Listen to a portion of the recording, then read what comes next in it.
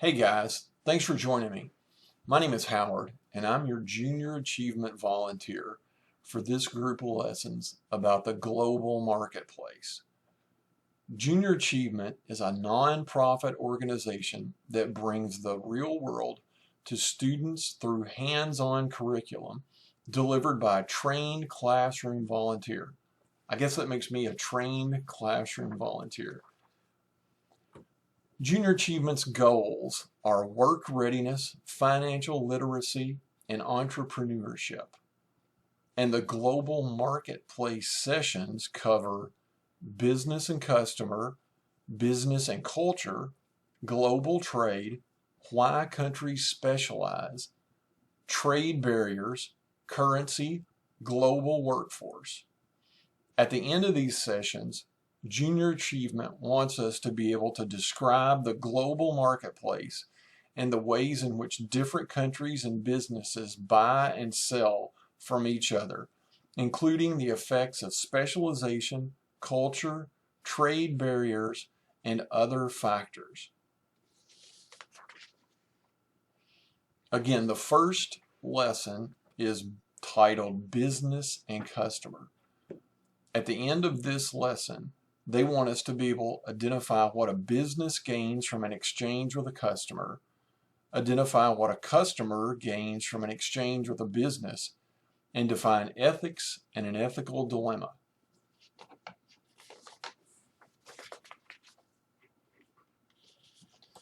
You can see here on the screen, a family going to a business is what this is supposed to be a picture of. Think about some of the businesses that you go to, and when you're a customer, and if you've ever had this in your marketplace. Say you had a lemonade stand. At the lemonade stand, if you're running the lemonade stand, you're the business. If you're at the lemonade stand buying lemonade, you're the customer. Think about other places that you go as a customer. You could go to Walmart or Target, Best Buy, a drugstore, a local restaurant, a farmer's market. There's a great many things that are a business or a marketplace.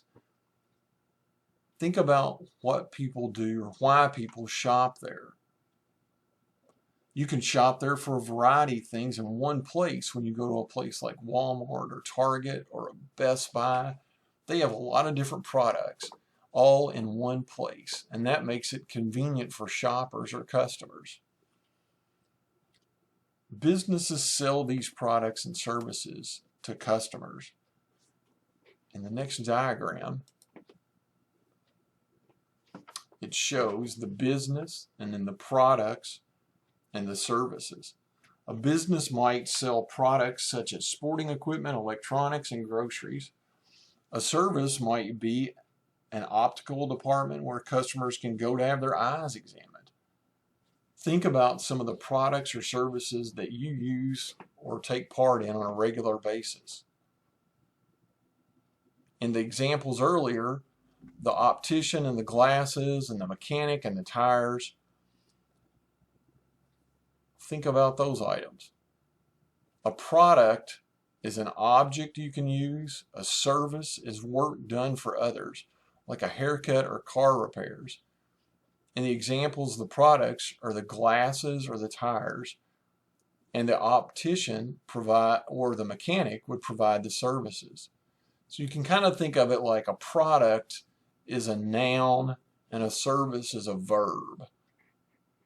So let's define further a product and a service and a business.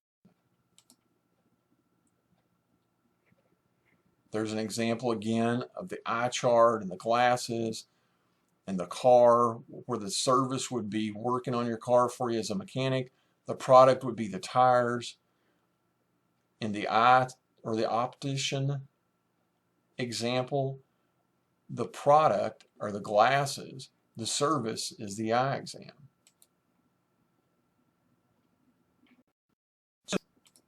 The definition is a company or organization that sells products or provides services to customers. The definition of a product is an item created for use, like a car or candy. And then the definition of a service is work done by someone for someone else. A lot of times in the summer, folks have their yards mowed. That would be a service if you had someone that was mowing your yard for you. If that person went out and bought a lawnmower, that would be a product when they bought the mower. So the difference again between a product and a service is a product is an object that you can use. A service is work done for others. The service would be like a haircut or car repairs. In the other examples, again, the products are like glasses or tires. What relationship does a business have to products and services? Businesses offer products and services to customers for a profit. And profit is something we're going to talk about throughout this lesson and on other lessons to come. Think about services that you and your family pay for, and think about products, services that companies offer their customers. Again, services are activities that people do for their customers, and products are items that companies sell to customers.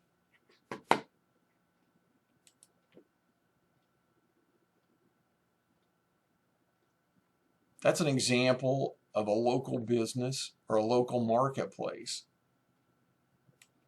We're going to talk further about that in a minute. So one of the things that the global marketplace wants to talk about throughout its lessons are needs and wants. And a successful business is always looking for opportunities to meet their customers' needs and wants.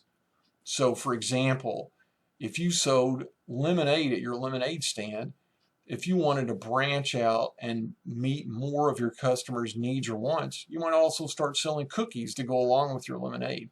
So you're always offering additional services or additional products. So again, you think about a store like Walmart or Kroger or any big store that you would regularly go to. Those companies offer a variety of products and even services at some of the companies now.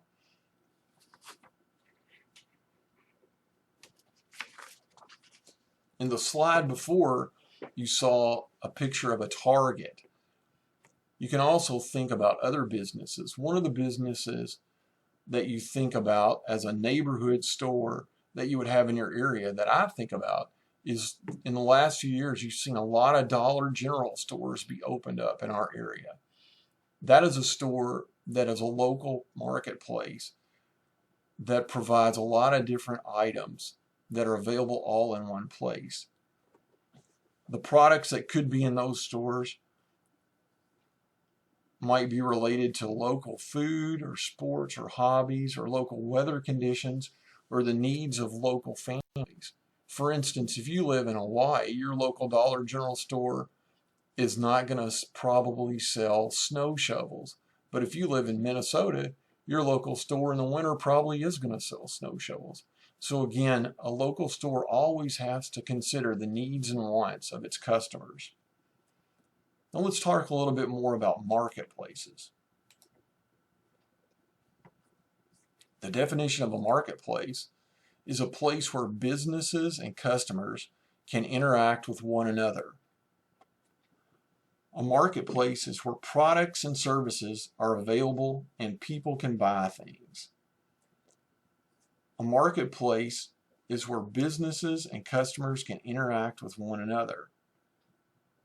Imagine if you were selling lemonade at a lemonade stand. That's a marketplace. As you got more successful, you might think, gosh, I'm really onto something here. I might want to bottle my lemonade and sell it in a grocery store. That's also a marketplace.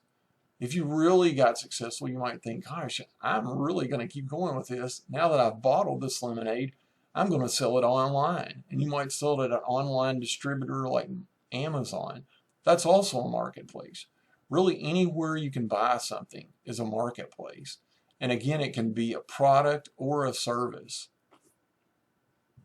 Think about some of the examples of marketplaces where you or your family find products and services. An example of that might be the mall or the grocery store. Again, an online marketplace. There's a variety of different online marketplaces. A farmer's market. Any of those can be a marketplace.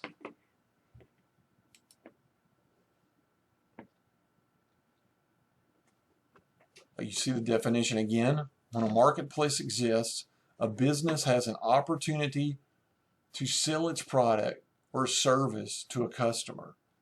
That's why having a marketplace is important to a business. This slide talks about businesses and customers and shows all the different elements of that relationship.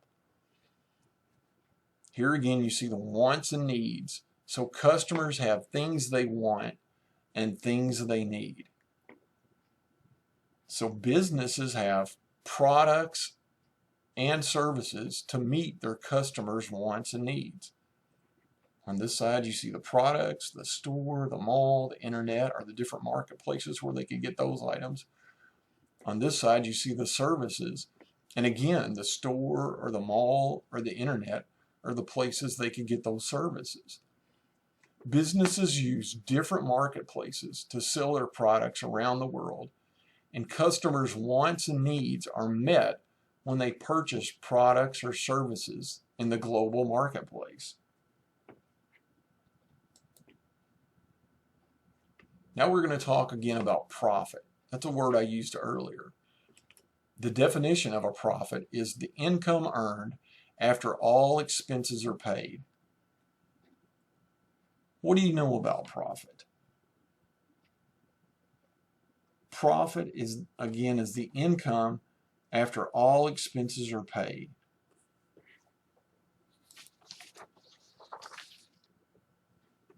Think about what you must do with the first money you earn as a business. The first thing you have to do is pay for your expenses, isn't it? And then what do you call the amount of money left over after the expenses are paid? Nope, we just read that definition, didn't we? It's called profit. All businesses, do they make a profit? Is that a given for a business to make a profit? No, some businesses do not make a profit. Is it possible to earn money but not earn a profit? Sure. If your expenses are more than your sales, you don't earn a profit. Think about your lemonade stand again. If you paid for the lemons and paid for the sugar and paid to build the stand, you bought a pitcher and cups and glasses and spoon to stir it all up and ice cubes, all the things that you paid for. If that all cost $100 and for the whole summer you earned $98, you didn't make a profit, did you? You had $2 less than all your expenses. But if you bought all that stuff for $100 and throughout the summer at your lemonade stand, you earned $150, you made a $50 profit. So that's a profit. And that shows that how you could have had $98 in sales, you earned money, but didn't make a profit. Well, let's talk more about global business. Some businesses begin to sell their products in other countries to expand their customer base and to make more profit. Like we were talking about with the lemonade, as you become more successful, you might find a way to bottle your lemonade and sell it all over the world. Think about businesses that you know that sell their products and services all over the world. Brainstorm for some examples of businesses around the world. Think about things like, where do you like to eat? Or what products do you like to drink? Or what brands of clothing do you wear? A lot of those things are global businesses. Things like McDonald's, things like Coca-Cola, things like Nike. All those things are things that are sold all over the world. Think now about how technology has made it easier for businesses to sell products and services worldwide? How has technology enabled businesses to sell people in other countries? So let's go back to your lemonade stand. Think about years ago, before the phone and the internet and things like that. If you had a lemonade stand back then and you didn't have a local supplier of lemons, maybe you had to write a letter or send a telegram to folks that sold lemons in another state or another town or another country. And before the summer came along, you had to think way ahead of time and plan for your lemonade stand and order lemons. You had to send off a letter. You might not know for weeks if somebody got your letter before they answered your letter with another letter. Then when the phone came along, it became quicker. You could call somebody and you could order the lemons over the phone for your lemonade stand. Then when the internet came along, you could instantly email them, or you could even look on the internet and see what their supply of lemons might be if they made that available to you on their website. So things like that have greatly changed how technology has greatly changed how businesses interact, and it makes it able to order things over the internet or with technology. It makes it also able to sell things with technology. The internet makes it easier for customers to shop and purchase products. Email makes it faster for businesses to communicate. And shipping is faster and less expensive than it was in the past. And then with the shipping now, you can track your package as it goes along on the web. There are many examples of how technology has changed business and changed the workplace. This is a game called Global Matchup, and you can see some of the global products and where they come from around the world. That wants us to divide into teams, but we won't do this because this is a virtual lesson.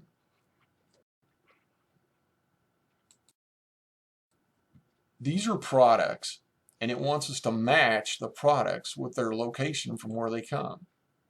L'Oreal is from France.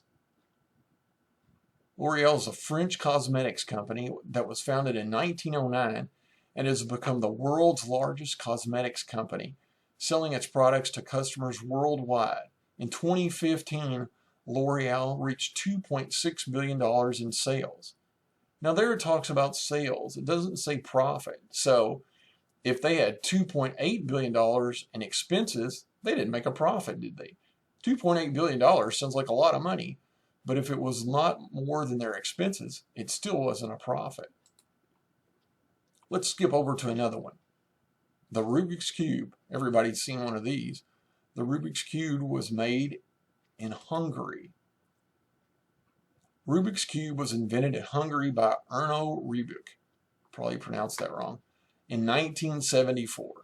It has become the world's best-selling toy, over 350 million sold, and has made Rubik a millionaire. The Rubik's Cube world record is 4.9 seconds, set by a 14-year-old from the United States. Pretty quick. Let's skip to the last one. The Chronicles of Narnia. The Chronicles of Narnia is from the UK. The Chronicles of Narnia book series was written by a British author C.S. Lewis. The 7 books have sold more than 100 million copies worldwide and have been translated into 48 different languages. So those are some different products, and it shows how these products are made around the world. And all of these products are available around the world in the global marketplace, not just where they're made, but they're sent to customers around the world.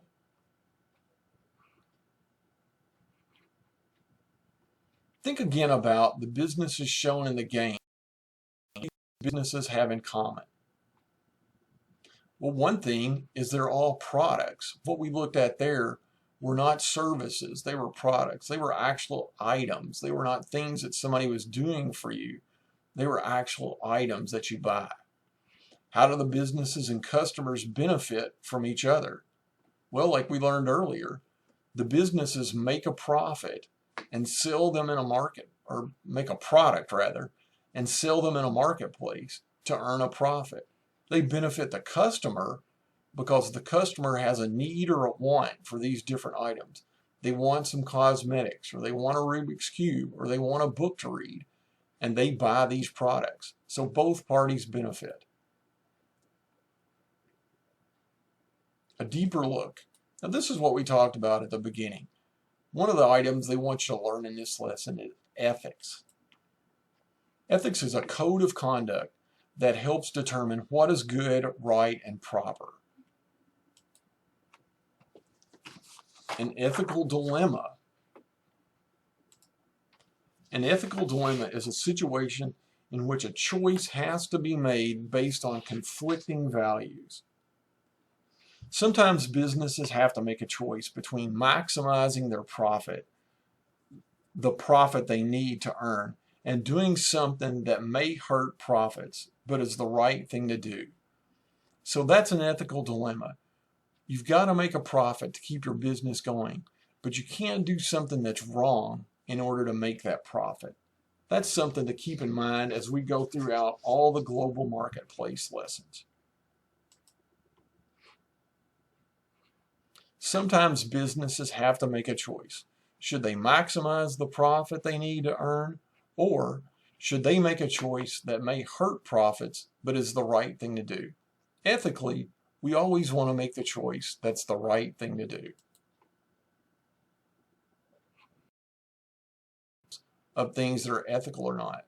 We don't have time to look at that today, but maybe your teacher or you can on your own take a look at some of these examples. Let's wrap up. A market exists when businesses have products and services that a customer wants and is willing to buy. Businesses benefit from their customers by making a profit. Customers buy products and services from businesses. We're not going to do the quiz right now. And we're done. These are other opportunities at the end of this lesson that maybe your teacher can help you with, or you can look at on your own. I want to thank you again for taking the time to watch this lesson, and hope you will continue to watch the other lessons that are coming up in this Global Marketplace series. Thanks again, and hope to see you on the next lesson.